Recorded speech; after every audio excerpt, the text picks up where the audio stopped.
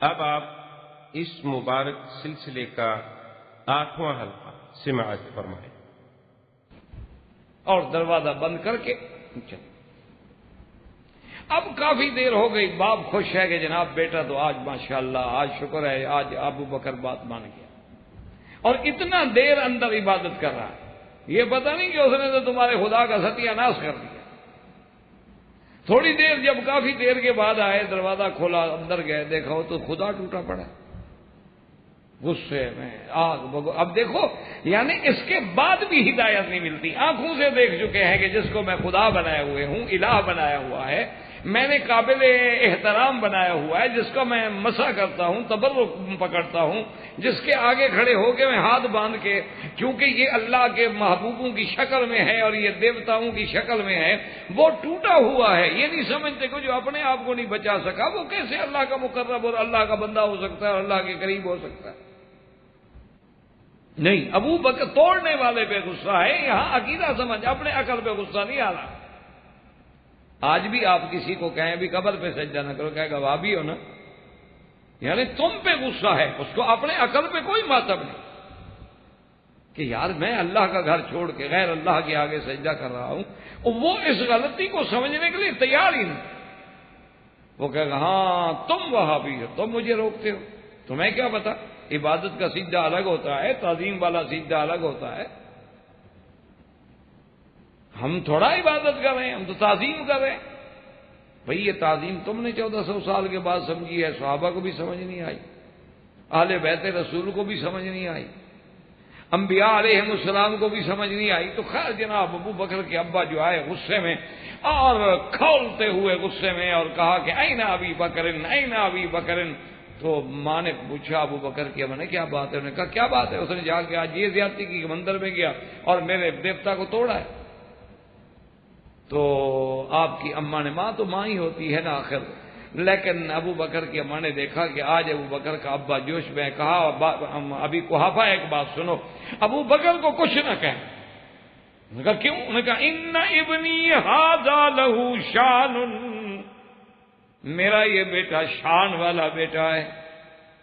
اس نے کہا کیسے، تمہیں کیسے پتا ہے؟ تو بی بی نے کہا بات سنو ابھی قحافہ، جب میں حاملہ تھی ابھی بکر میرے پیٹ میں تھے، میں فلاں مکے کی وادی سے گزر رہی تھی کہ آواز آئی کہ یا امت اللہ بالتحقیق ابشری بالولد العتیق وَلَقَبُهُ فِي السَّمَاءِ صِدِّيقٌ وَهُوَ لِلنَّبِيِّ صَاحِبٌ وَرَفِيقٌ۔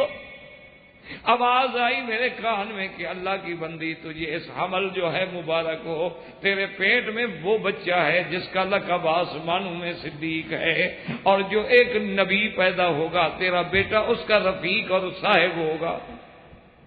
تو اس نے کہا ان ابنی ھذا لہ شان، اب ابھی قحافہ میرے بیٹے میں لازماً کوئی بات ہے، کوئی راز ہے، اللہ عالم وہ آواز کس نے دی تھی۔ ایسے غیبی آوازیں اللہ تبارک و تعالیٰ کی قدرت ہے آتی ہیں، جیسے کہ حضور صلی اللہ علیہ وسلم کے حمل مبارک میں بی بی آمنہ کو بھی ایسی آوازیں آئیں۔ تو یہ شان بھی اس لیے انہوں نے کہا کہ آپ کا لقب عتیق جو ہے وہ اس وجہ سے ہوا ہے۔ اور بعض علماء فرماتے ہیں کہ اللہ کے قرآن نے جب فرمایا والذی جاء بالصدق وصدق بہ، اللہ کے نبی محمد عربی صلی اللہ علیہ وسلم کی معراج والی رات سب سے پہلے تصدیق کرنے والا جو ہے ابو بکر ہے، اس لیے اللہ کے نبی نے آپ کو لقب دیا صدیق۔ تو سیدنا ابی بکر رضی اللہ تعالی عنہ کا یہ مقام، اور یہ بھی یاد رکھیں کہ یہ شان صرف ابی بکر کو ملی کہ آپ بھی مسلمان ہیں، ابا بھی مسلمان ہیں، والدہ بھی مسلمان ہے، بیٹا بھی مسلمان ہے، بیٹیاں بھی مسلمان ہیں، عبداللہ ابن ابی بکر، محمد ابن ابی بکر، بی بی عائشہ، بی بی اسماء، اسی طرح ام رومان، ابی قحافہ۔ یہ شان کم صحابہ کو ملی ہے کہ جس کے سارے گھرانے کو اللہ نے دین کے لیے چن لیا، اسلام کے لیے چن لیا۔ یہ مقام اللہ نے ابو بکر کو دیا۔ اور یہ مقام ابن جوزی رحمت اللہ علیہ لکھتے ہیں کہ اللہ کے قرآن میں جو سورت ہے واللیل اذا یغشا، حتیٰ کہ وہ فرماتے ہیں کہ مفسرین نے اس سورت کا نام جیسے سورت اللیل ہے، اسی طرح اس کا نام سورت ابی بکر بھی ہے۔ وہ فرماتے ہیں یہ ابو بکر کی شان میں اتری تھی۔ وَسَيُجَنَّبُهَا الْأَتْقَى الَّذِي يُؤْتِي مَالَهُ يَتَزَكَّى وَمَا لِأَحَدٍ عِندَهُ مِن نِّعْمَةٍ تُجْزَىٰ إِلَّا ابْتِغَاءَ وَجْهِ رَبِّهِ الْأَعْلَىٰ وَلَسَوْفَ يَرْضَىٰ۔ ابن جوزی رحمت اللہ علیہ فرماتی ہیں کہ وَسَيُجَنَّبُهَا الْأَتْقَى، اتقا اللہ سے سب سے زیادہ ڈرنے والا، اللہ تبارک و تعالیٰ کے احکام پہ عمل کرنے والا۔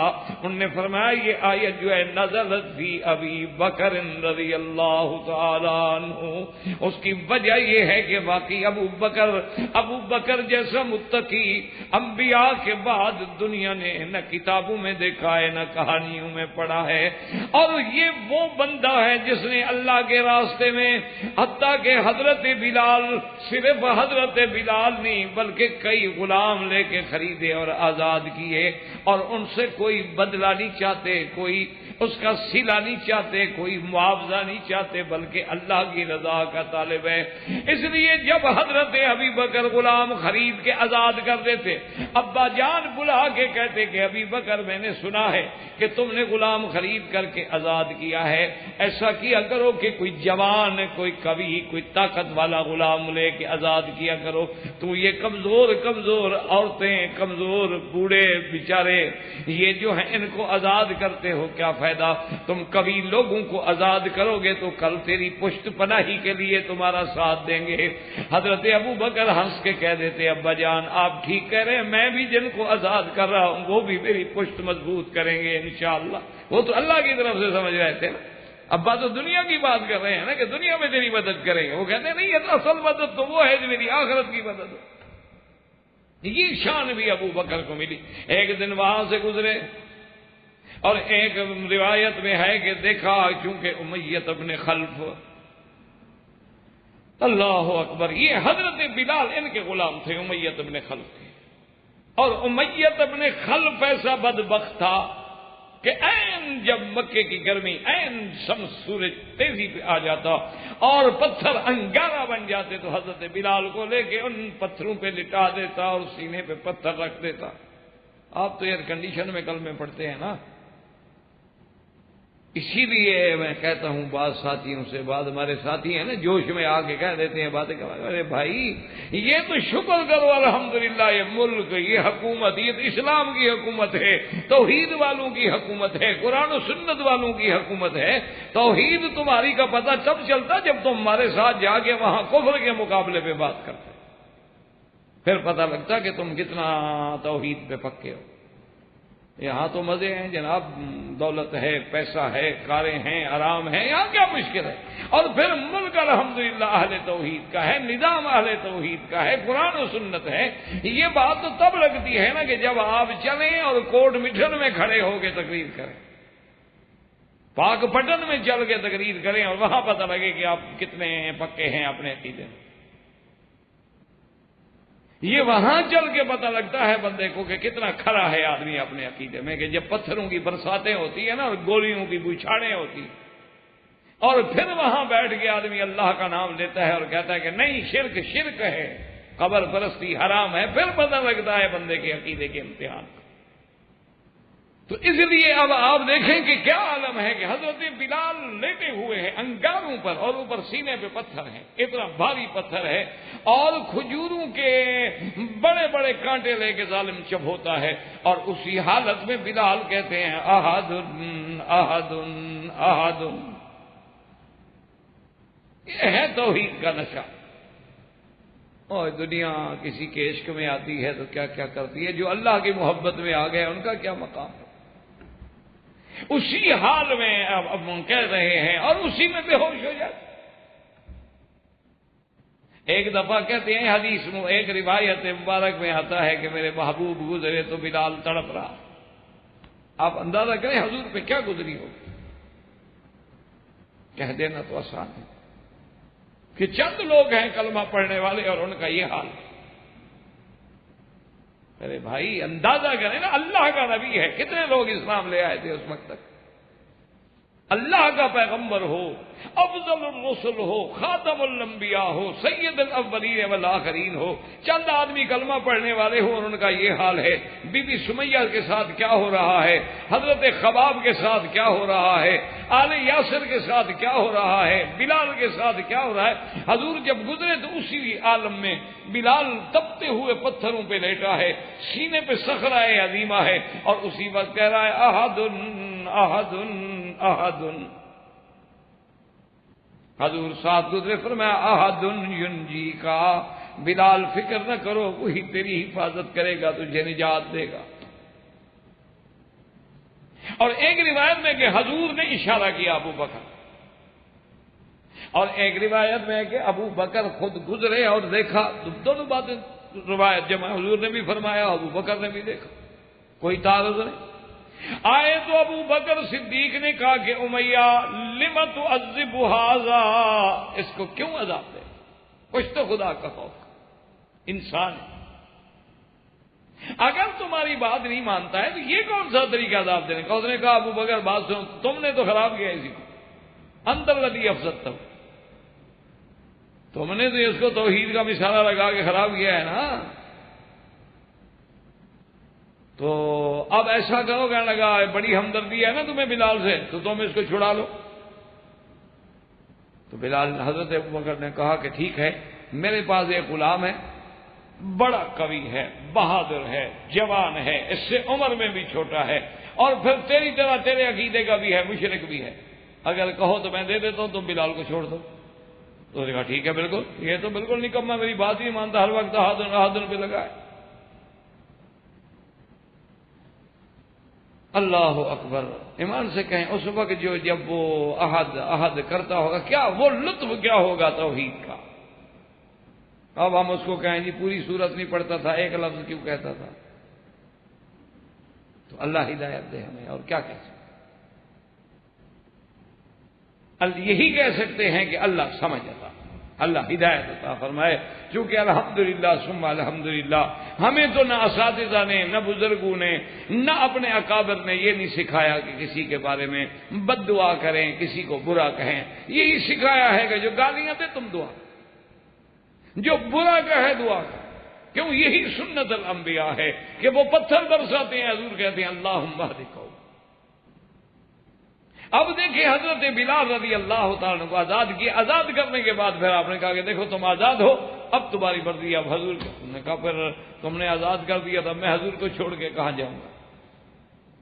تو حضرت ابو بکر رضی اللہ تعالیٰ نے چونکہ غلاموں کو بھی لے کے آزاد کرتے تھے، اس وجہ سے بھی آپ کو اللہ نے یہ لقب جو ہے اور یہ شان والا لقب عطا فرمایا۔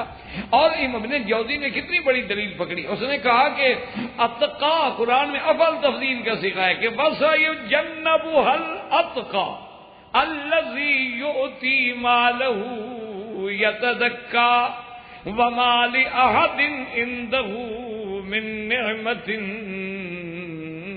تجزا۔ کافر کہتے تھے کہ شاید بلال کا کوئی احسان ہوگا، اللہ نے فرمایا ظالمو تم نہیں جانتے، میرا ابو بکر تو صرف میری رضا تلاش کر رہا ہے، اس نے بلال سے کیا لینا ہے، ام امیر سے کیا لینا ہے، اس نے فہریہ سے کیا لینا ہے، اس نے ان مستضعفین سے کیا لینا ہے۔ مال احد عنده من نعمت تجزا الا ابتغاء وجه ربه الاعلى ولسوف يرضى۔ اب دیکھیں ولسوف يرضى کیا معنی؟ بعض علماء مفسرین فرماتے ہیں کہ ان قریب اللہ اس کو راضی کر دیں گے، اور بعد میں فرمایا اللہ اتنا دیں گے اپنی نعمتیں کہ وہ راضی ہو جائے گا۔ اور دیکھیں خدا کی شان دیکھو کہ اب سورۃ اللیل، اس کے بعد کون سی سورت ہے؟ سورۃ الضحیٰ۔ واللیل کے بعد کون سی سورت ہے؟ والضحیٰ۔ اب سورۃ اللیل اگر سورت ابی بکر ہے تو والضحیٰ سورت محمد مصطفیٰ۔ والضحیٰ میں کس کا ذکر ہے؟ الم یجدک یتیما فآوی ووجدک ضالا فہدی ووجدک عائلا فاغنی۔ فَأَمَّا الْيَتِيمَ فَلَا تَقْهَرْ وَأَمَّا السَّائِلَ فَلَا تَنْهَرْ. ساری شان میرے مدنی مصطفیٰ کی ہے کہ وَالضُّحَىٰ وَاللَّيْلِ إِذَا سَجَىٰ مَا وَدَّعَكَ رَبُّكَ وَمَا قَلَىٰ وَلَسَوْفَ يُعْطِيكَ رَبُّكَ فَتَرْضَىٰ. بس یہاں اللہ نے نبی کے فرمایا، یہاں ابو بکر کے لیے فرمایا وَلَسَوْفَ يَرْضَىٰ. تو اس لیے علماء نے فرمایا کہ یہ مقام ابو بکر ہے رضی اللہ تعالیٰ عنہ. اور خدا کی شان دیکھو کہ دونوں صورتوں کو بھی اللہ نے ملا کے ذکر کیا کہ سورۃ اللیل اور سورۃ ضحیٰ.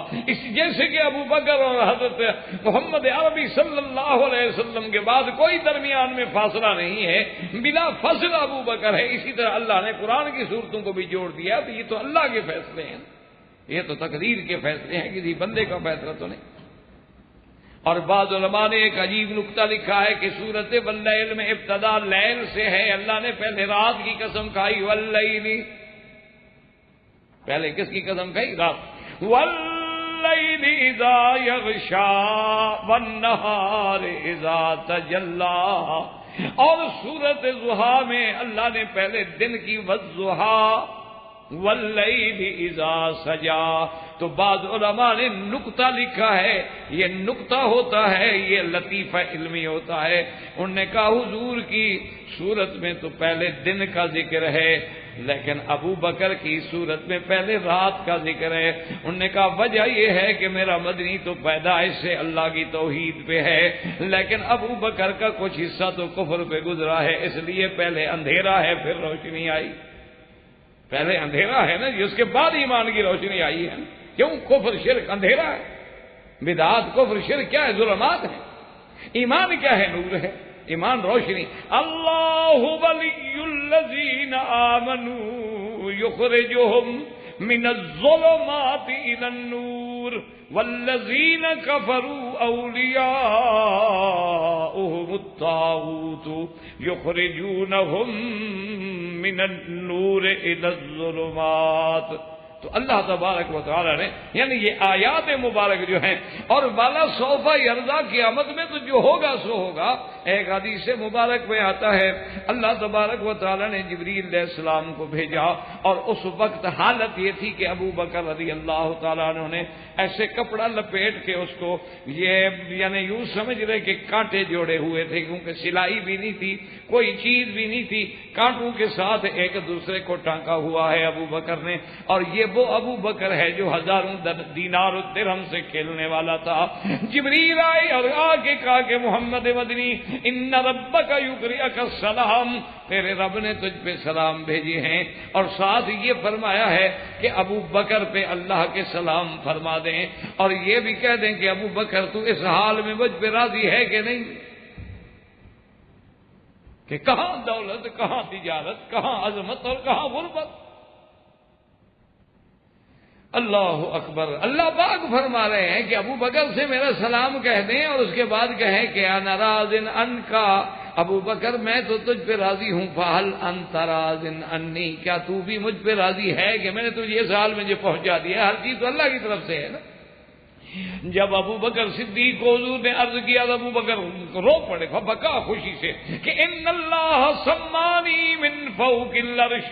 انہوں نے کہا حضور اللہ نے عرش سے میرا نام لے کے سلام بھیجے. حضور نے فرمایا ہاں ان اللہ سما گیا ابا بکر، اللہ نے تیرا نام لے کے سلام بھیجے. کہا انا راض عن ربی، انا راض عن ربی. میرا مدنی میرا بھی عرض کر دیں اللہ کے دربار میں کہ ابو بکر تو تیرے ہر فیصلے پہ راضی ہے، سب کچھ لٹا کے بھی راضی ہے، ساری دنیا دے کر بھی راضی ہے. اس لیے کہ اللہ تبارک و تعالیٰ نے جو وعدہ کیا تھا دنیا میں بھی راضی اور آخرت میں بھی راضی. یعنی اس سے کوئی بڑا مقام ہے. ساری دنیا عبادت کر رہے ہو، حج پڑھ رہے ہو، نمازیں پڑھ رہے ہو، اللہ راضی ہو جائے، اور یہ وہ مقام ہے. اللہ فرماتا ہے میں تو راضی ہوں، تم بتاؤ تم بھی راضی ہو مجھ پر. یہ کہنے کی بات نہیں، اگر سوچیں تو اس میں کتنی بڑا مقام ہے سیدنا ابی بکر صدیق رضی اللہ تعالی عنہ. اور اسی طرح یاد رکھیں کہ یہ شرف بھی صرف سیدنا ابی بکر کو ملا ہے کہ سب سے پہلے اسلام لانے والا کون ہے؟ ابو بکر. اور جب نام آئے نا ابو بکر کہ رضی اللہ عنہ، ادب سیکھیں، صحابہ کا نام آئے رضی اللہ عنہ، اولیاء اللہ کا نام آئے، محدثین کا نام آئے، فقہا کا نام آئے رحمت اللہ علیہ، اللہ کے پیغمبر کا نام آئے علیہ الصلوۃ والسلام، میرے مدنی سرکار کا نام آئے تو اللہم صلی علی سیدنا محمد وعلی آل سیدنا محمد وبارک وسلم، اور اگر پورا درود نہ پڑھ سکے تو کم از کم صلی اللہ علیہ وعلی آلہ واصحابہ وسلم۔ یہ اتفاق ہے جس میں کوئی اختلاف نہیں ہے کہ سب سے پہلے اسلام لانے والے چار ہیں۔ جوانوں میں ابو بکر ہیں، عورتوں میں سیدہ خدیجہ الکبریٰ ہیں، بچوں میں حضرت علی ہیں، اور غلاموں کے اندر زید ہیں۔ یہ سب سے پہلے اسلام لانے والے حضور صلی اللہ علیہ وسلم۔ اچھا لیکن بات سنیں کہ اگر بی بی خدیجہ اسلام لائے بڑی شان ہے، بڑا مقام ہے، آمنا وصدقنا رضی اللہ عنہا وارضاہا، لیکن آخر بیوی ہے نا، تو بیوی تو بات مانتی رہتی ہے شوہر کی۔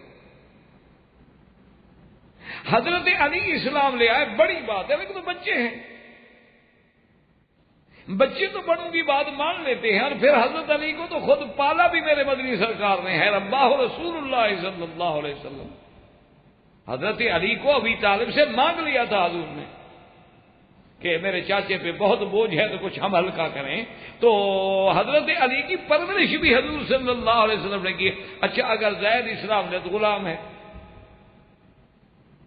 اصل کمال تو پھر ابو بکر کا ہے، نہ وہ رشتہ ہے، نہ غلام ہے، نہ ماتحت ہے، نہ اس کو کسی کی ضرورت ہے، پھر پورے عقل کو پہنچا ہوا بندہ ہے، لیکن سب سے پہلے کلمے پڑھنے والا اور اسلام لانے والا ابو بکر۔ تو یہ شان بھی اگر ملی ہے تو سیدنا ابی بکر رضی اللہ تعالی عنہ کو ملی ہے، اور کسی کو۔ اور اسی طرح دیکھیں کہ جیسے اسلام میں سب سے پہلے اسلام لانے والا، معراج میں سب سے پہلے تصدیق کرنے والا کون ہے؟ ابو بکر رضی اللہ تعالی عنہ وارضاہ، کہ جب حضور معراج سے واپس آئے اور حضور پاک نے بیان فرمایا تو ابی جہل وغیرہ سارے نعوذ باللہ بطور دشمنی، بطور استہزاء، کیونکہ آدمی کو چڑ ہو نا جی تو پھر اس کے لیے تو اس کی کوئی بات بھی اچھی نہیں ہوتی۔ جب کوئی آدمی کسی کو برا سمجھتا ہے، اللہ معاف کرے، تو وہ دوڑے ہوئے آئے ابو بکر رضی اللہ تعالیٰ عنہ کے پاس، کہنے لگے کہ ابو بکر سنا ہے ما قال صاحب کا، تمہارے دوست نے کیا کہا ہے؟ اب تو سنا ہے۔ انہوں نے کہا کیا ہو گیا؟ انہوں نے کہا کمال ہے، اب تو ہماری بات مان لو۔ وہ تو جناب عجیب عجیب بات کر رہے ہیں، وہ کہتے ہیں کہ رات میں گیا تھا مکہ شریف سے مسجد الحرام سے مسجد اقصیٰ، پھر مسجد اقصیٰ سے مجھے اللہ نے معراج کرائی آسمانوں پہ، پہلا آسمان، دوسرا، تیسرا، چوتھا، پانچواں، چھٹا، ساتواں سدرۃ المنتہا، اور پھر واپس بھی آ گئے اور رات بھی نہیں گزری ہے۔ اب تو مان لو صرف مکے سے مسجد اقصیٰ کا سفر بھی 1 مہینہ لگتا ہے تیز سواری پر، اور پھر بقول آسمانوں پہ جانے میں تو 500 سال لگتے ہیں زمین سے پہلے آسمان تک، 7 آسمانوں کے لیے بھی 3500 سال وقت چاہیے، اور حضور رات میں واپس آ گئے۔ اب تو مان لو، دیکھو کمال ہے ابو بکر کا، کتنی بڑی اونچی بات کی، حالانکہ خبر دینے والا دشمن ہے، خبر دینے والا دشمن ہے، تو ورنہ تو اصولی بات یہ تھی نا، وہ کہتے ہیں ابو بکر چھوڑو، پہلے میں حضور کے پاس جاؤں گا، حضور سے پوچھوں گا، یار تمہاری بات کا کیا اعتبار ہے، تم تو دشمن ہو، تم تو میرے آقا کے سب سے بڑے بدبخت دشمن ہو، تمہاری بات کا کیا اعتبار ہے؟ میں سرکار کے پاس جاؤں گا، پوچھوں گا حضور کیا فرماتے ہیں، پہلے ان سے بات تو سنوں۔ لیکن ابو بکر کمال ہے تیرا، اللہ کی شان ہے، کیا بڑی بات کی۔ کہتا ہے بات سنو ابو جہل، جو کہہ رہے ہو یہ میرے آقا نے، حضور نے فرمایا ہے؟ انہوں نے کہا ہاں بالکل حضور نے فرمایا۔ اچھا دیکھو کمال یہ ہے کہ اس زمانے میں کافر بھی جھوٹ بولتے ہوئے شرماتے تھے، یعنی جھوٹ کافر بھی نہیں بولتا تھا کافر ہونے کے باوجود۔ آج تو بڑا آدمی وہی ہوتا ہے جو زیادہ بہتر طریقے سے جھوٹ بول سکتا ہو، جو جدید انداز میں جھوٹ بول، جو جتنا بڑا جھوٹ بول سکتا ہو سمجھے اتنا بڑا آدمی۔ تو انہوں نے کہا میں نے سنا یار، ابھی میں سن گیا. انہوں نے کہا صدق رسول اللہ صلی اللہ علیہ وسلم، اگر میرے مدنی نے فرمایا ہے تو حضور نے سچ کہا. انہوں نے کہا کیا کرے سچ کہا؟ انہوں نے کہا بالکل. اگر ہم جبریل کا آنا جانا مان سکتے ہیں تو نبی کا آنا جانا کیا مشکل ہے؟ یہ تو مشکل ان کے لیے ہے نا جن کا ایمان نہ ہو. تو جن کا ایمان ہے، جب ہم اس بات کے قائل ہیں کہ جبریل حضور پہ وحی لاتے ہیں، قرآن شریف لاتے ہیں، احکام لاتے ہیں، پھر واپس آسمانوں میں چلے جاتے ہیں، تو اگر جبریل آ جا سکتا ہے تو اللہ کے نبی کے لیے کیا مشکل ہے؟ تو اول تصدیق کرنے والے کون ہیں؟ وہ بھی ابو بکر ہیں رضی اللہ تعالی عنہ وارضاہ. اور اسی لیے یاد رکھ لیں کہ اہل سنت والجماعت کا یہ عقیدہ ہے کہ اول خلیفہ جو ہیں وہ بھی ابھی بکر. ویسے تو خلفائے راشدین رضوان اللہ علیہم اجمعین، لیکن جو صحیح معنی میں جسے کہتے ہیں نا خلافہ بلا فصل، کہ حضور اور ابو بکر کے درمیان میں کوئی فاصلہ نہیں، نبی کے بعد جو خلیفہ اول ہے وہ ابی بکر ہے، وہ کہتے. اسی لیے یاد رکھیں کہ کتنی بڑی بات کی تھی حضرت عمر رضی اللہ تعالیٰ عنہ نے، کیونکہ حضرت عمر بھی تو محدث ہیں اور ابکری زمان ہیں. جب حضرت عمر رضی اللہ تعالی عنہ کا دور خلافت آیا تو لوگوں نے لکھا کہ خلیفۃ رسول اللہ سیدنا عمر. آپ اس پہ اندازہ کریں کتنی بڑی بات کی ہے عمر رضی اللہ عنہ. حضرت عمر نے فرمایا کہ مت لکھو مجھے خلیفۃ رسول اللہ، مجھے خلیفۃ رسول اللہ مت لکھو. انہوں نے کہا کیوں؟ انہوں نے کہا بات سنو، خلیفۃ رسول اللہ جو ہیں وہ صرف ابو بکر ہے. آنا خلیفۃ رسول اللہ، حضور کے بعد آنے والا ابو بکر ہے، میں تو ابو بکر کے بعد آیا ہوں، لہذا میں تو ابو بکر کا خلیفہ ہوں. خلیفہ وہ ہوتا ہے جو بعد میں آئے. تو حضور کے بعد آنے والا اور حضور کی مسند پہ بیٹھنے والا، حضور کے ممبر پہ بیٹھنے والا، حضور کی حکم پہ بیٹھنے والا، گدی پہ بیٹھنے والا ابو بکر ہے، وہ ہے خلیفۃ رسول اللہ. میں ہوں خلیفۃ رسول اللہ. پھر میرے بعد جو آئے گا اس کو لکھو گے خلیفۃ رسول اللہ. اس لیے یہ لفظ رہ نہیں ابو بکر کے لیے، تو ہمیں صرف امیر المومنین لکھو بس، کہ اصل خلافت کا حقدار جو ہے وہ تو ابو بکر جو رسول کے منبر پہ بیٹھا ہے. ہم تو ابو بکر کے بعد آئے، عمر ابو بکر کے بعد آئے، عثمان عمر کے بعد آئے، علی عثمان کے بعد آئے، حسن علی کے بعد آئے، معاویہ رضوان اللہ علیہم اجمعین حضرت حسن کے بعد آئے رضوان اللہ علیہم اجمعین. لیکن حضور کے بعد تو صرف صدیق ہے. اور اسی لیے بعض علماء نے یہ لکھا ہے، یاد رکھو، وہ یہ کہتے ہیں کہ خلیفہ ہوتا ہی وہ ہے. اس بات کو بھی تھوڑا سا ذہن میں انشاءاللہ رکھ لیں کہ وہ جس کا خلیفہ بننے والا ہے نا اس کے ہونے میں آ جائے. کیا مانا؟ جیسے اللہ فرماتے ہیں جعلنا اللیل والنہار خلفۃ، جعلنا اللیل والنہار خلفۃ لمن اراد ان یذکر او اراد شکورا. اللہ فرماتے ہیں ہم نے رات کو دن کا خلیفہ بنا دیا ہے، دن کو رات کا خلیفہ بنا دیا ہے. کیا مانا؟ رات گئی تو پیچھے دن آ گیا، دن گیا تو پیچھے رات آ گئی. یہ ایک دوسرے کے گویا خلیفے ہیں. اچھا اب یہ دیکھ لو کہ رات اور دن ایک دوسرے کے قرآن کے اعتبار سے خلیفہ ہیں. تو جب خلیفہ ہیں تو اب دیکھیں کہ آپ جب رمضان کا چاند دیکھتے ہیں تو اسی رات تراویح پڑھنی شروع کر دیتے ہیں، حالانکہ روزہ تو آپ نے رکھا نہیں، رمضان تو بھی شروع ہی نہیں ہوا. بھئی رمضان تو صبح سے شروع ہوگا نا، پہلا روزہ جو ہے وہ آپ صبح رکھیں گے، لیکن رات کو آپ نے تراویح شروع کر دی. کیا مانا کہ جب وہ رات آ گئی، یہ گویا رمضان کی رات ہے، رات آئی تو اس نے اپنا اثر دکھانا شروع کر دیا. اچھا اس کے بعد دوسری اس کی مثال سمجھ لیں کہ آپ جب رمضان کا روزہ رکھتے ہیں تو کلوا واشربوا حتی یتبین لکم الخیط الابیض من الخیط الاسود من الفجر. تو آپ روزہ رکھتے کھائیں پیئیں کب تک؟ جب صبح صادق طلوع ہو جائے. جب صبح صادق طلوع ہو گئی تو آپ نے کھانا پینا بند کر دیا، لیکن ابھی دن تو نہیں ہوا. تو روزہ دن کا ہوتا ہے رات کا ہوتا ہے؟ روزہ ہمیشہ دن میں ہوتا ہے، رات میں تو روزہ نہیں ہوتا۔ تو دن تو شروع ہوگا طلوع شمس سے جب سورج نکلے گا، اور ختم ہوگا غروب شمس سے جب سورج ڈوبے گا۔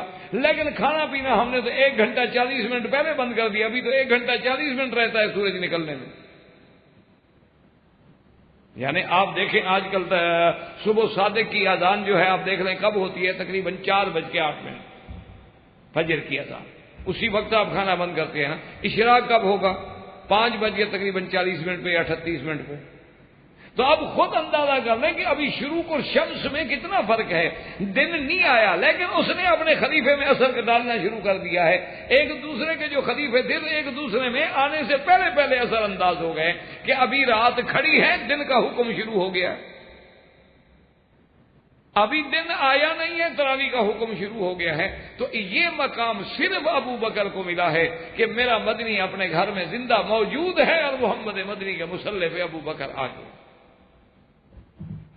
یعنی اس نے حضور کا خلیفہ بننا ہے نا، تو حضور کی خلافت کا وہ مقام جو ہے صرف ابو بکر کو مل رہا ہے کہ حضور موجود ہیں۔ فرمایا مروا ابا بکر فلیصلی بالناس، کہ ابو بکر کو حکم دو کہ نماز پڑھائے۔ اچھا، بی بی عائشہ خود کہہ رہی ہے یا رسول اللہ صلی اللہ علیہ وسلم مہربانی کریں آپ حضرت عمر کو حکم دیں، کسی اور کو حکم دیں۔ انہ رقیق القلب، ابو بکر بڑا نرم دل آدمی ہے، وہ کہاں نماز پڑھا سکے گا جب دیکھے گا کہ حضور مصلی پہ نہیں ہے۔ حضور نے فرمایا مری ابا بکر فلیصلی بالناس، ابو بکر کو حکم دو نماز پڑھائے۔ بی بی عائشہ نے جلدی جلدی بی بی حفصہ کو بھی سکھلا دیا، انہوں نے کہا کہ تم بھی یہی کہو کہ حضور ابو بکر کے بجائے کسی اور کو حکم دے دیں۔ تو بی بی جب حضور کا تھوڑا سا افاقہ ہوا بیماری میں تو بی بی حفصہ نے بھی وہی بات کہی کہ رسول اللہ ابو بکر نرم دل آدمی ہے، نماز پڑھانی مشکل ہو جائے گی، آپ مہربانی کر کے کسی اور کو۔ حضور نے فرمایا اچھا ہم تنہ کا سواہ بات یوسف، تم وہی بات کرے جیسے یوسف کے زمانے میں عورتوں نے کی تھی۔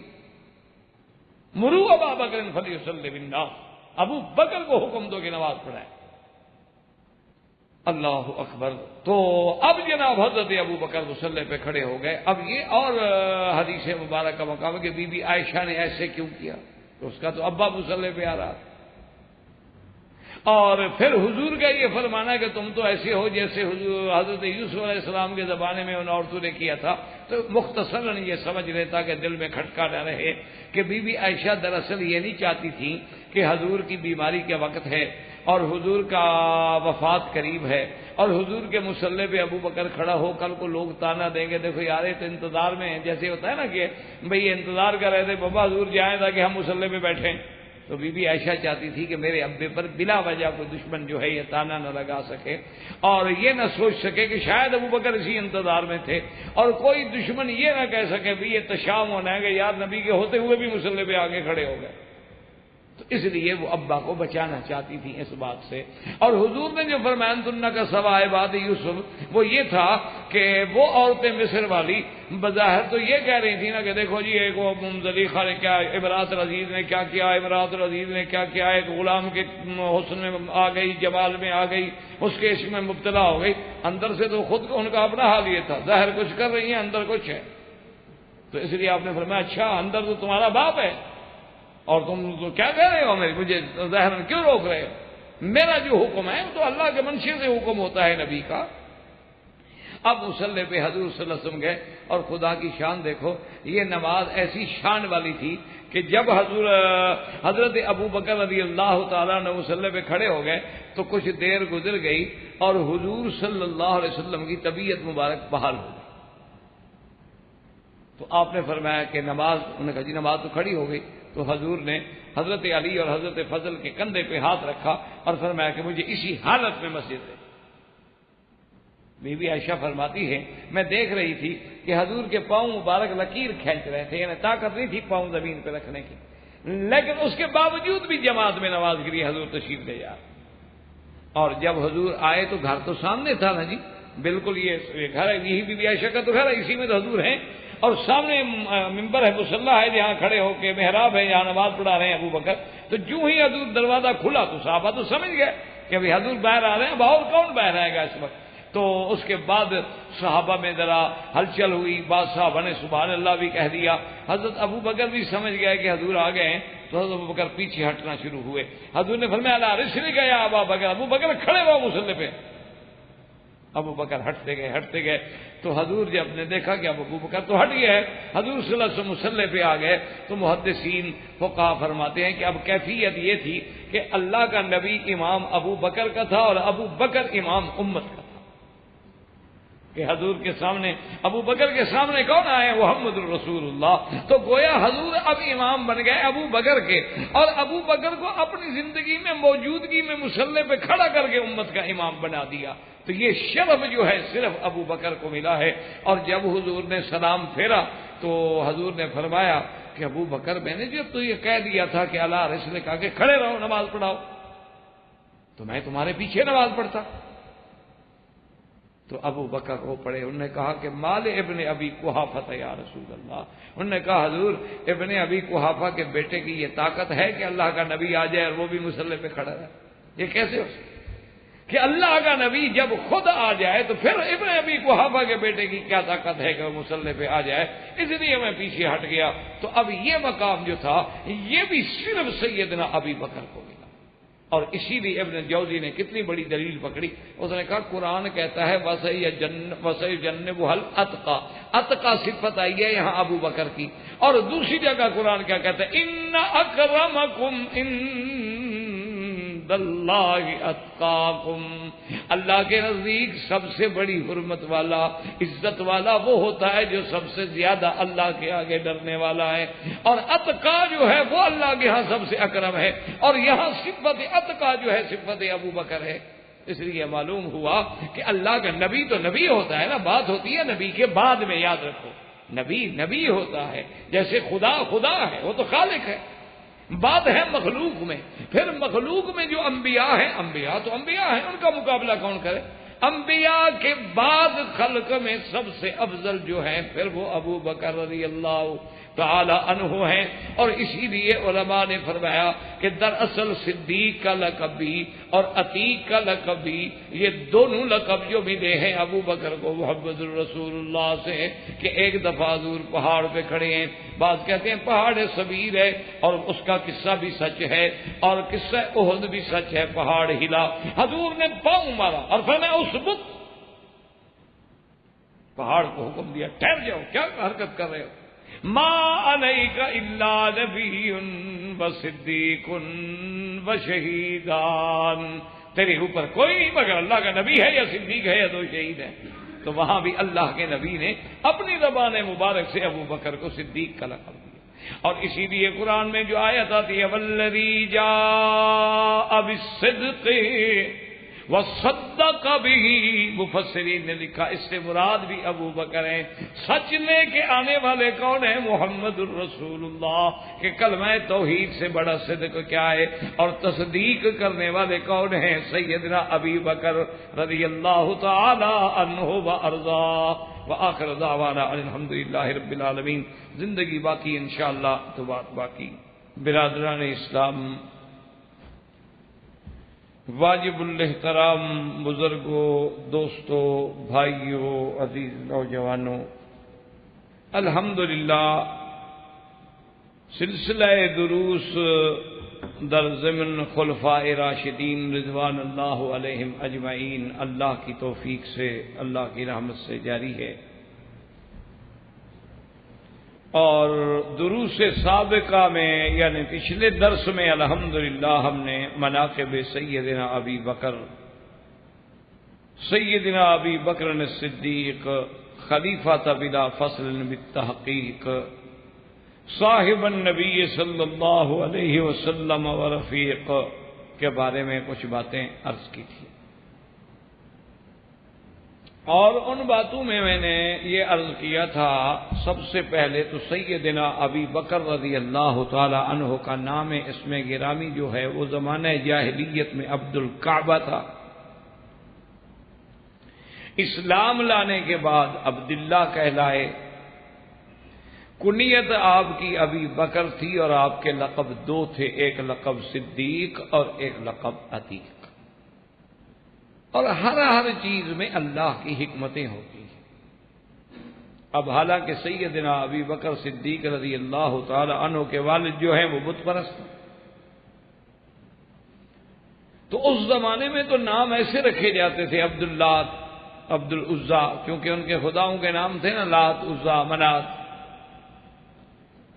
جیسے نصرانی لوگ جو ہیں وہ نام رکھتے تھے عبد المسیح۔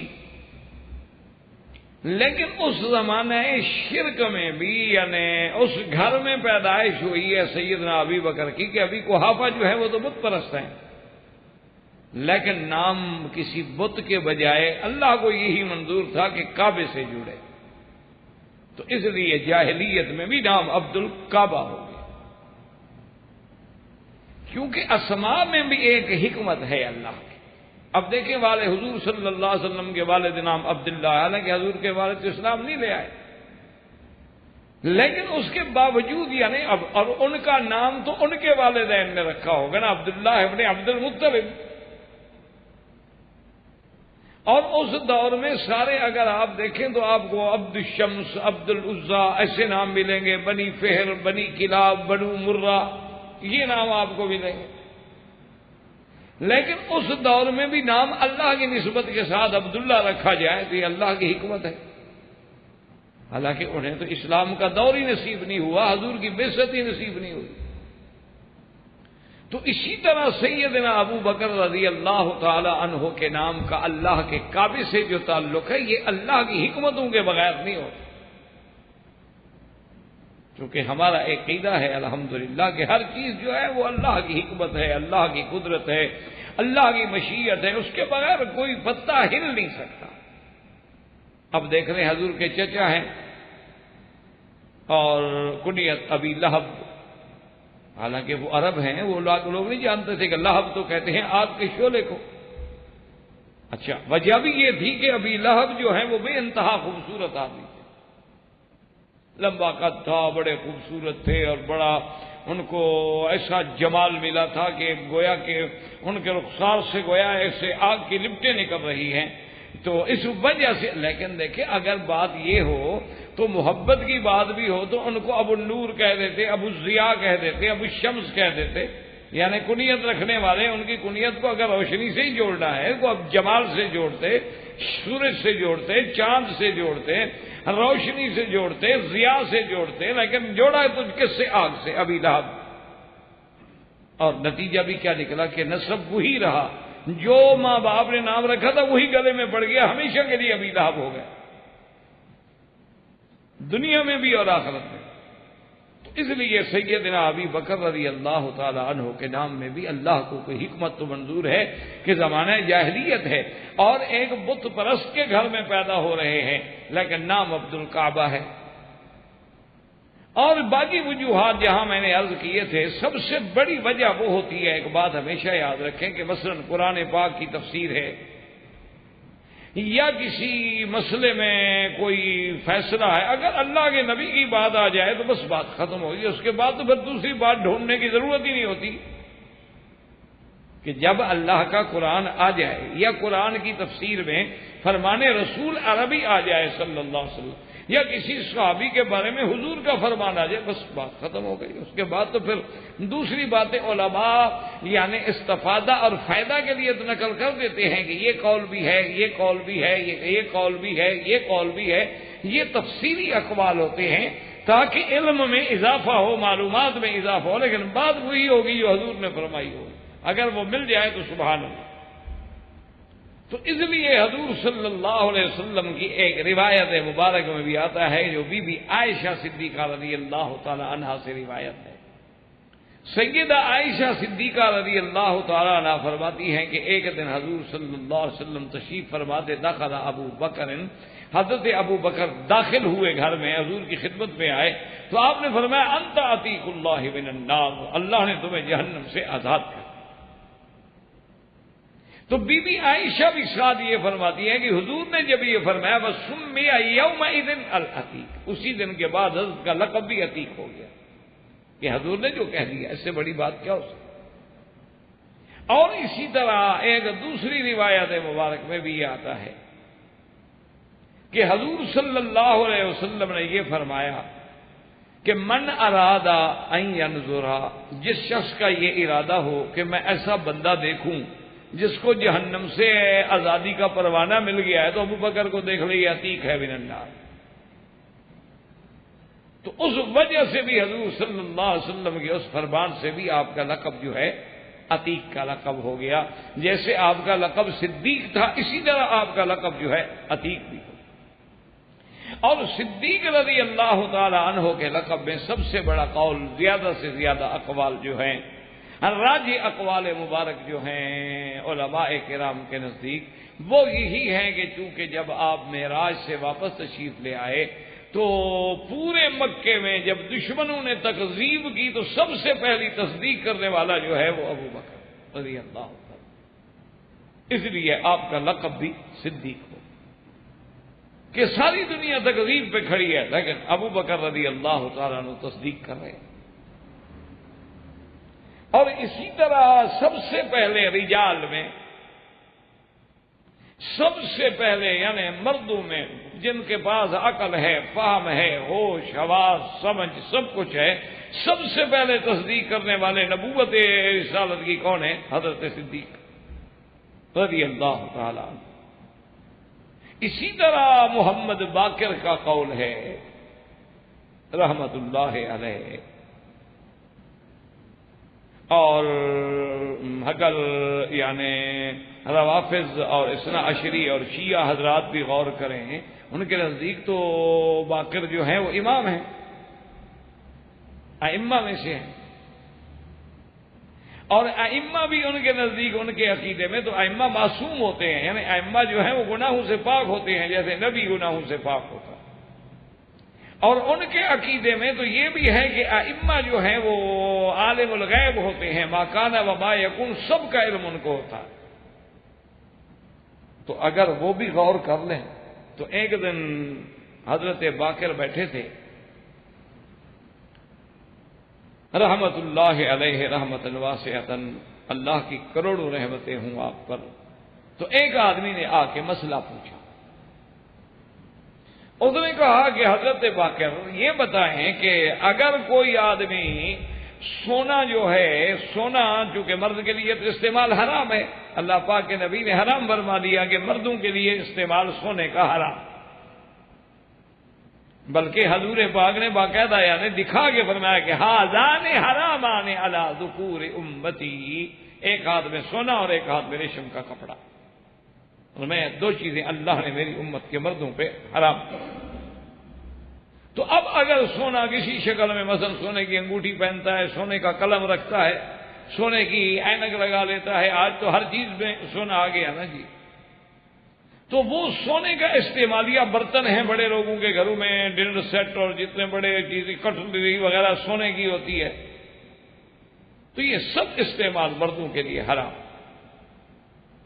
صرف اگر اجازت ہے سونے کے استعمال کی مرد کو تو بحیثیت ضرورت کے کہ بیماری ہے، مجبوری ہے، دانت لگانا ہے تو سونے کا جائز ہے، دانت پہ خول چڑھوا لیا سونے کا وہ بھی جائز ہے، پورا دانت ہی سونے کا لگا دیا جائے وہ بھی جائز ہے، کیونکہ محدثین نے، فقہاء کرام نے رحمہم اللہ تعالی علیہم اجمعین نے ایک حدیث مبارک سے مسئلہ استنباط کیا ہے، اور یہی کام ہوتا ہے فقہاء کا کہ وہ قرآن و سنت کے اس سمندر میں، اس بحر ذخار میں ڈوب ڈوب کے موتی نکالتے ہیں، یہ ان کا کام ہے۔ تو انہوں نے مسئلہ نکالا کہ ایک صحابی کی جنگ میں ناک کٹ گئی، اس دور میں سرجری نے کوئی اتنی ترقی تو نہیں کی تھی، اب تو سرجری بہت آگے چلی گئی، یعنی یہ ہے کہ ابھی اگر وہ فوراً چیز مل جائے اسی وقت جوڑ دیتے ہیں، نہ ملے تو اسی قسم کے مادے سے جوڑ دیتے ہیں، یا اور کوئی مادہ لگا دیں تو بعد میں اس کی جو ہے تجمیل جسے کہتے ہیں عربی میں، یعنی پلاسٹک سرجری کر کے اس کو اسی طرح بالکل رنگ ملا دیتے ہیں، یعنی اب تو سرجری بہت آگے جا رہی ہے، اللہ کرے کہ یہ حد میں رہے، کبھی ایسا نہ ہو کہیں کہ چونکہ ہم اتنے قابل ہو گئے ہیں کان کاٹ کے دوبارہ لگاتے ہیں تجربے کے طور پہ، یعنی جو چیز حد سے نکل جائے پھر خطرناک ہوتا ہے۔ ہر چیز کی ایک حد ہے نا، اب حد میں رہیں گے. آپ بڑی اعلیٰ سے اعلیٰ نعمت کھا رہے ہیں، ایک حد ہے، زیادہ کھائیں گے تو بد ہضمی ہو جائے گی. تو بہرحال مقصد یہ ہے کہ اس صحابی نے چاندی کا ایک پترا سا بنوا کے بیچارے نے ناک کی طرح اور یہاں رکھ لیتے ہو، چلو بھی کچھ عیب تو چھپا رہے اور ہوا وغیرہ نکلنے میں بھی کچھ آسانی ہو جائے. تو کچھ عرصے کے بعد بو ہو گئی اس میں. اس نے حضور صلی اللہ علیہ وسلم سے عرض کیا گیا رسول اللہ یہ میں نے چاندی کا لگایا لیکن بو ہو گئی. فرمایا سونے کا لگا، کیونکہ سونا ایک ایسی دھات ہے جس میں بو نہیں ہوتی، اور ہر دھات میں بدبو پیدا ہو سکتی ہے، لیکن سونے کو اللہ کی حکمت ایسی چیز ہے کہ وہ منہ میں ہے، ناک میں ہے، اندر دانت میں ہے، کہیں ہے، بدبو نہیں پیدا کرے. تو جب وہاں اجازت مل گئی تو وہاں سے محدثین و فقہا نے مسئلہ استنباط فرما دیا مجتہدین نے کہ بھی اگر بیماری میں یا ناک کٹنے میں ناک جڑ سکتی ہے تو دانت بھی جڑ سکتا ہے.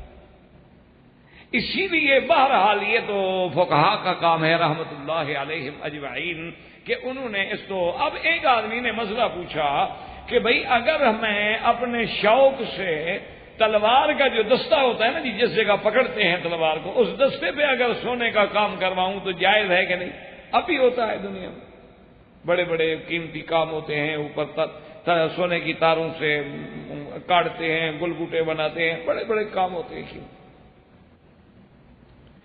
تو حضرت باقر رحمت اللہ علیہ، محمد باقر رحمت اللہ علیہ نے فرمایا کہ ہاں بالکل جائز، استعمال کر سکتے.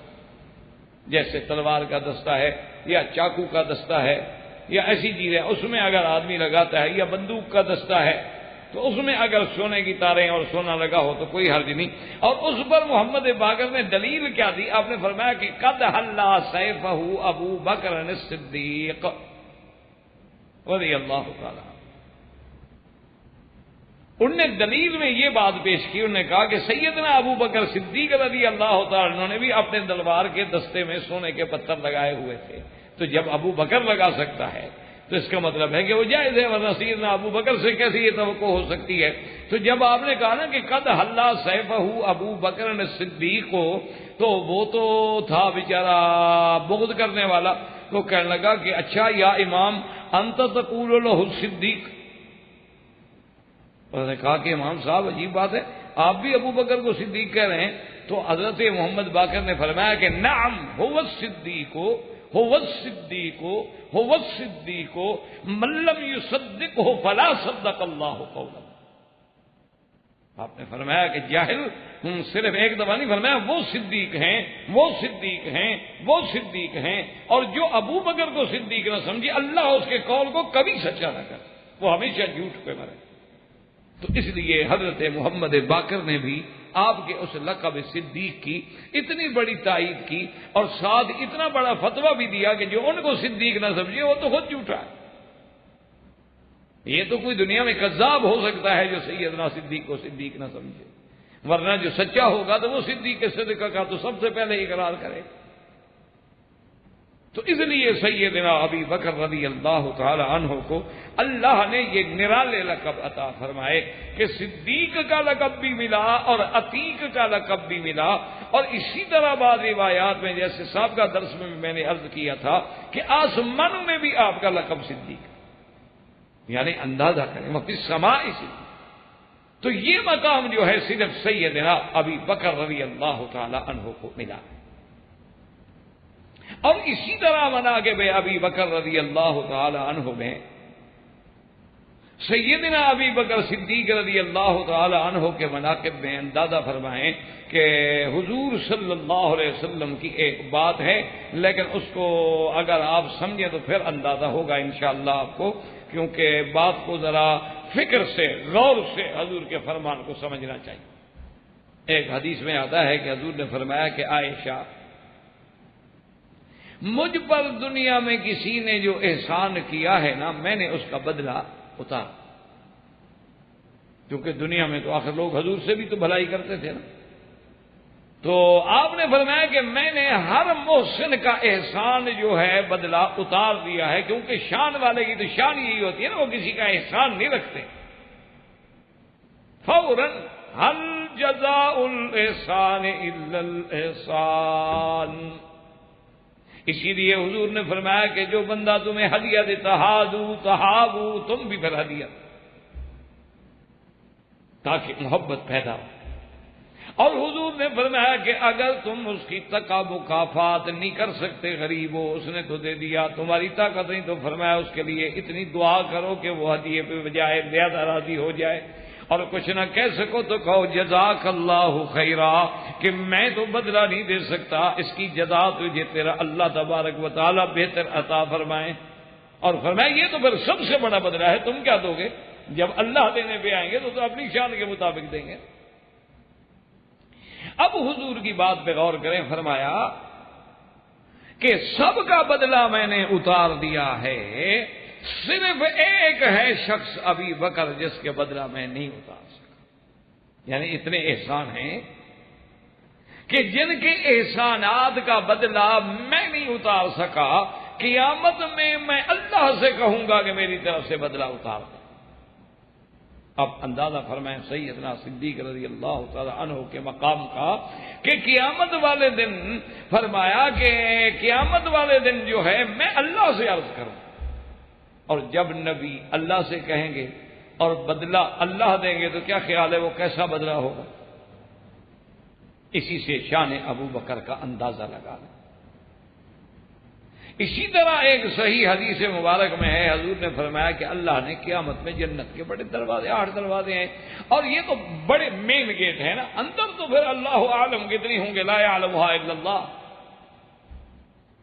یہ ہمیشہ یاد رکھیں، یہ مراد ہوتا ہے کہ جیسے آپ ایک محل میں داخل ہوں تو ایک مین داخلی دروازہ، اندر تو پھر سینکڑوں ہزاروں دروازے ہوتے ہیں نا۔ تو آپ نے فرمایا کہ پھر ایسے دروازے ہوں گے کہ بعض دروازے ایسے ہوں گے جن سے روزے والے گزریں گے، بعض میں صرف نماز والے گزریں گے، بعض میں حج والے گزریں گے، اور پھر وہ دروازے آواز دیں گے کہ ادھر آؤ ادھر آؤ، تم ادھر سے گزرو۔ اب روزے والوں سے کیا مراد ہے؟ ورنہ رمضان کا روزہ تو سب پہ فرض ہے، سب مسلمان رکھیں گے۔ معنی یہ ہوتا ہے، مفہوم حدیث یہ ہے، یعنی وہ روزے والی عبادت بنسبت دوسروں کے لیے ادا کرتا ہے۔ کیا مانا؟ اس نے نفلی روزے زیادہ رکھے، فرض تو سب پر ہے، وہ تو سب نے رکھنا ہے، ہر مسلمان جو کلمہ پڑھے گا روزہ رکھے گا۔ لیکن یہ ہے کہ ماشاءاللہ کہ وہ نفلی روزے جیسے یوم الاثنین اور یوم الخمیس کا روزہ ہے، جیسے لیالی البیز کے روزے ہیں، جیسے ستن من شوال کے روزے ہیں، جیسے 9 اور 10 محرم کا روزہ ہے، یا 10 اور 11 محرم کا روزہ ہے، جیسے یوم عرفہ کا روزہ ہے، یا بعض لوگ جن کو اللہ نے زیادہ توفیق دی ہے وہ صائم الدہر ہوتے ہیں، صیام داؤد پہ عمل کرتے ہیں، یصوم یومن و یفطر یومن۔ یہ تو اللہ نے جس بندے کو جس کام کے لیے تیار کیا تو وہ بلائیں گے۔ تو اب جناب سیدنا ابو بکر نے ایک بات پوچھی، کیونکہ جو فہم اللہ نے پھر صدیق کو دی تھی تو وہ تو کسی کو پھر نہیں ملی۔ تو سیدنا ابو بکر رضی اللہ تعالیٰ نے پوچھا، کہا کہ یا رسول اللہ، آمنہ کے لال، حبیب خدا، محبوب دو عالم صلی اللہ علیہ وسلم، مجھے ایک بات بتائیں، کوئی ایسا بندہ بھی ہوگا جس کو سارے دروازوں سے آواز آئے، یعنی جس میں ساری صفتیں ہوں، کہ نماز میں بھی آگے ہو، روزے میں بھی آگے ہو، اور حج میں بھی آگے ہو، عبادات میں بھی آگے ہو، خیرات میں بھی آگے ہو؟ تو حضور نے فرمایا ابو بکر وہ تو تم ہوگے۔ یعنی اندازہ کریں مقام ابو بکر رضی اللہ تعالیٰ عنہ کا کہ تمہیں تو ہر دروازے سے پکارا جائے گا کہ یار مجھ سے گزر جاؤ۔ اللہ اکبر! یہ مقام بھی اگر ملا ہے تو پھر سیدنا ابی بکر صدیق رضی اللہ تعالی عنہ کو ملا۔ اور اسی طرح ایک قول ہے سیدنا ابن عباس رضی اللہ تعالی عنہ کا،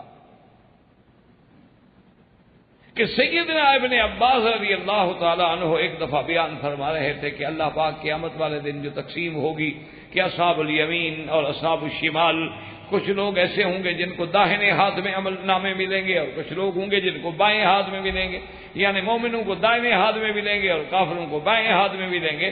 اصحاب الیمین اصحاب الشمال، یا جیسے اصحاب المیمنہ ما اصحاب المیمنہ واصحاب المشأمہ ما اصحاب المشأمہ۔ تو حضرت ابن عباس نے جہاں یہ ذکر فرمایا وہاں یہ بھی فرمایا کہ سب سے پہلے نامہ عمل جو ہے وہ حضرت عمر کو ملے، اصحاب الیمین میں یعنی مومنوں میں۔ تو صحابی حیران ہو گئے، اس نے پوچھا اچھا بھائی حضرت عمر رضی اللہ بڑی شان ہے، لیکن اگر حضرت عمر کا پہلا نمبر ہو گیا تو این ابا بکر، تو ابو بکر، یہ تو پہلا نمبر عمر لے گئے، حالانکہ پہلا نمبر تو ہر لحاظ سیدنا ابو بکر کا تھا رضی اللہ تعالیٰ عنہ کا۔ تو حضرت ابن عباس نے فرمایا ہائی ہاتھ، آپ نے فرمایا افسوس ہے، ابھی تجھ پر بھی افسوس ہے، کیا پوچھ رہے؟ میں کہا تمہیں اتنی عقل بھی نہیں، تم سوچ ہی نہیں سکتے ہو۔ او اللہ کے بندے، عمر تو ابھی پروانے لے رہے ہوں گے، ابو بکر تو پہنچ گئے ہوں گے جنت میں، ازفت الملائکہ تو پھر اس کو تو فرشتے اپنے جنم میں لے کر پہنچا چکے ہوں گے جہاں پہنچانا ہے، ان کا تو مقام ہی الگ ہے، وہ تو بالکل گویا تصویر ہے رسول اللہ، عمل میں، صورت میں، سیرت میں ایسا رنگ چڑھا ہے اتباع کا، حضور کی اتباع اور اطاعت کا ایسا رنگ چڑھا ہے کہ جیسے آپ دیکھیں نا، ابھی محاورے میں کہتے ہیں بھئی یار کمال ہے، یہ تو بالکل اپنے استاد کی تصویر ہے، یہ تھوڑا ہوتا ہے کہ استاد کی، تو مانا یہ ہے کہ اسی طرح کام کرتا ہے۔ تو اس لیے یہ مقام جو ہے یہ بھی سیدنا ابی بکر رضی اللہ تعالی عنہ کو ملا ہے اور کسی کو نہیں ملا۔ اور اسی طرح اب ان آیات مبارکہ پہ غور کریں، جو آیات ہم نے تلاوت کی ہیں آج کے درس میں، کہ اللہ تبارک و تعالیٰ فرماتے إِلَّا تَنصُرُوهُ فَقَدْ نَصَرَهُ اللَّهُ إِذْ أَخْرَجَهُ الَّذِينَ كَفَرُوا ثَانِيَ اثْنَيْنِ إِذْ هُمَا فِي الْغَارِ إِذْ يَقُولُ لِصَاحِبِهِ لَا تَحْزَنْ إِنَّ اللَّهَ مَعَنَا فأنزل الله سكينته عليه وأيده بجنود لم تروها وجعل كلمة الذين كفروا السفلى وكلمة الله هي العليا والله عزيز حكيم۔ اب قرآن پہ غور کریں، اللہ فرماتے ہیں کہ اگر تم میرے مدنی کی مدد نہیں کرو گے تو کوئی بات نہیں، اللہ اس کی مدد کریں گے۔ الا تنصروہ، نہیں کی مدد، تو نے کیا ہو گیا؟ فقد نصرہ اللہ، اللہ نے اس کی مدد کی۔ اب یہ واقعہ کب اترا ہے اس پہ ذرا غور کریں اور شان صدیق کو سمجھنے کی کوشش کریں رضی اللہ تعالی عنہ۔ یاد رکھو صرف دعوے کرنے سے کچھ نہیں ہوتا، اپنے آپ کو لاکھ سنی کہو، لاکھ اپنے ساتھ ٹائٹل لگاؤ، لیکن اہل سنت والجماعت کی سب سے بڑی علامت یہ ہے کہ اگر حضور کے بعد ان کے دل میں حب الشیخین نہیں ہے تو وہ اہل سنت بننے کے قابل نہیں ہے۔ علامت ہے اہل سنت کی کہ میرے مدنی کے بعد سب سے زیادہ پیار کرنے والے ہوں ابی بکر عمر رضی اللہ تعالی عنہ۔ اور یاد رکھو کہ جب شیخین صحابہ میں بات کی جائے تو ابو بکر و عمر مراد ہوتے ہیں، اور اگر محدثین میں بات کی جائے تو پھر امام بخاری اور امام مسلم مراد ہوتے ہیں۔ ہر دور میں الگ مقام آئے گا، صحابہ کا اپنا مقام ہے، تابعین کا اپنا مقام ہے، تبع تابعین کا اپنا مقام ہے، اور اسی طرح جب حبران کہا جاتا ہے تو مراد جیسے کہ حبر المفسرین حضرت ابن عباس تھے، آخری دور میں حبران کا مرتبہ ملا شیخ الاسلام ابن تیمیہ اور ابن القیم رحمہم اللہ کو، کہ اللہ نے ان کو بھی علم دیا۔ اللہ سب پہ کروڑ رحمت ہے۔ مشکل میرا عزیز یہ ہوتی ہے، دعا کر اللہ ہمیں تعصبات کی اور حسد کی، بغض کی اور اناد کے جھنجھٹوں سے نکال، بس یہ دعا کیا کرو، کیونکہ جب آدمی کو تعصب آ جائے نا دلوں کے اندر پھر کچھ سمجھ نہیں، پھر کچھ بھی سمجھ نہیں آتا۔ اب دیکھو نا، آدمی کہہ دے جی علماء فرماتے ہیں، وہ کہیں گے دیکھو جی کیا مطلب علماء، کون علماء، اعتراض جو کرنا ہے۔ حالانکہ یہ قاعدہ ہوتا ہے کہ قرآن کا مسئلہ ہو اور بات صحابہ کی ہو تو علماء سے مراد کون ہے؟ وہ صحابہ جنہوں نے قرآن پاک کی تفسیر میں، تحفیظ میں، تجوید میں، قرات میں خدمت کی ہے۔ صاف کھلی بات۔ اب سب صحابہ تو قاری القرآن نہیں تھے، قرآن پڑھا، کسی نے یاد، کسی نے پورا، کسی نے یاد کیا، لیکن آپ نے فرمایا اقرأکم ابی، کہ سب سے زیادہ قرآن پڑھنے والے ابی ابن کعب ہیں۔ ایک دن حضور نے بلا کے فرمایا ابی، مجھے اللہ نے حکم دیا ہے کہ سورۃ البینہ میں تیرے اوپر پڑھوں۔ ابی رونے لگے، کہا میرے محبوب اللہ نے میرا نام لیا ہے؟ ہاں اللہ نے تیرا نام لے کے کہا۔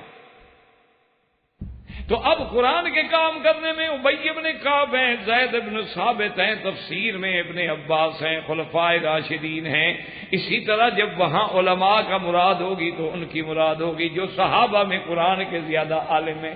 اور اگر حدیث کی بات ہوگی تو پھر عبداللہ ابن مسعود ہیں، حضرت ابی ہریرہ ہیں، ابی موسیٰ اشعری ہیں، معاذ ابن جبل ہیں.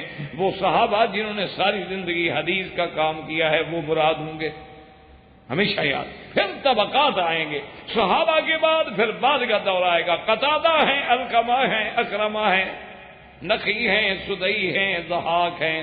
پھر ان کا مقام آئے گا تو پھر تابعین میں جب نام لیا جائے گا تو پھر وہ مراد ہوتے ہیں. یہ تو مصطلحات العلماء ہیں، یعنی جس میں کوئی چیز چھپی ہوئی نہیں ہوتی. لیکن دعا یہ کریں کہ اللہ ہمیں علم کی طرح نصیب فرما. اللہ اکبر. تو اب دیکھیں جناب اللہ تبارک و تعالیٰ کے قرآن پاک میں ذرا غور کر کے سمجھیں. اللہ فرماتے ہیں الا تنصروہ فقد نصرہ اللہ. یہ قصہ کون سا ہے؟ یہ قصہ ہے آپ سیرت النبی میں الحمدللہ ہجرت رسول اللہ صلی اللہ علیہ وسلم میں تفصیل سے سن چکے ہیں، لہذا اس کو دہرانے میں تو ضرورت ہی نہیں ہے. اور کسی کو سننا ہے تو پھر وہ جا کے کیسٹ میں سن سکتے ہیں. تو مختصر یہ ہے کہ جب حضور صلی اللہ علیہ وسلم ہجرت کے لیے آپ کو تیاری ہوئی تو حتیٰ کہ تفسیر حسن عسکری میں بھی یہ بات موجود ہے کہ انہوں نے بھی لکھا ان اللہ امرک ان تستصحب ابا بکر. اللہ پاک نے حکم دیا اپنے نبی کو کہ اپنے سفر میں ابو بکر کو ساتھ لو. اب اندازہ فرمائیں اسی میں، یعنی آپ دیکھیں حتیٰ کہ جو حق ہے نا کبھی کبھی تو پھوٹ پڑتا ہے نا. ترجمہ مقبول میں دیکھو وہ بھی مجبور ہو گیا، کیا کرے آخر اللہ کے قرآن کو کہاں تک بدلا جائے.